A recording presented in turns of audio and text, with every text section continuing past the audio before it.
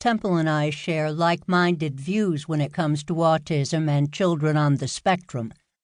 We both put more value on potential than struggles. We emphasize the importance of strengths versus deficits. And when we see a child or teen with autism, we both see countless fascinating facets just waiting to be developed. We decided to work together on navigating autism so we could share and more fully explain our views. We wanted to give you examples based both on Temple's own personal life and on my many years counseling individuals and families impacted by autism. We strongly believe that if the adults interacting with autistic children stay grounded in the mindsets presented in this book, each child has a much improved chance of reaching their fullest potential than otherwise. In addition to our own perspectives, we've added the findings of scientific studies so that you can feel comfortable knowing our viewpoints are rooted in and confirmed by research. We've also included lots of checklists and practical suggestions to help you put the mindsets into concrete, tangible action.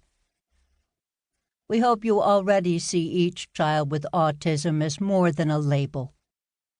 After listening to this book, we hope you'll broaden that outlook and consistently integrate it into all of your evaluations and interventions.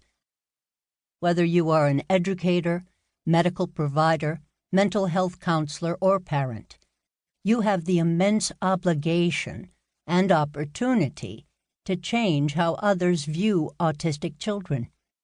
When you accept, embrace, and foster the uniqueness of each child you encounter, you shift that child's sense of themselves. When you stay focused on strengths, passions, and possibilities, then they, and everyone around them, can too. Mindset 1. Every child is more than autism.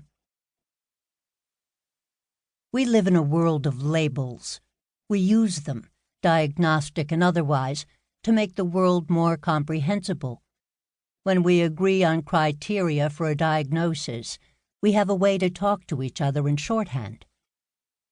We know what we mean. For example, if we say a child has restricted, repetitive behaviors, because that is spelled out in the current Diagnostic and Statistical Manual. But labels also have drawbacks. When we label someone, others start to see them through the filter of that label. When we use the term autism, some people have an accurate understanding of the word, but many others do not. Even professionals have their own notions of what autism looks like. Once the label is used, they will apply that image. This happens to a lot of people with autism. Once we label someone, we also risk creating an oversimplified snapshot of that person. Once a person gets labeled, people's opinion of that person may never change. But everyone, with or without a label, is always developing and evolving. Many of these changes are subtle and easy to miss. Seeing a child through the filter of a label may make it more likely we'll miss the small changes. No matter what role you play in the life of a child with autism, professional, educator, or parent, you should always look beyond labels and see all of their strengths and features. People who realize that a diagnosis of autism describes only part of a child, by definition, only the deficits and impairments, are in the best position to help, teach, and nurture that child.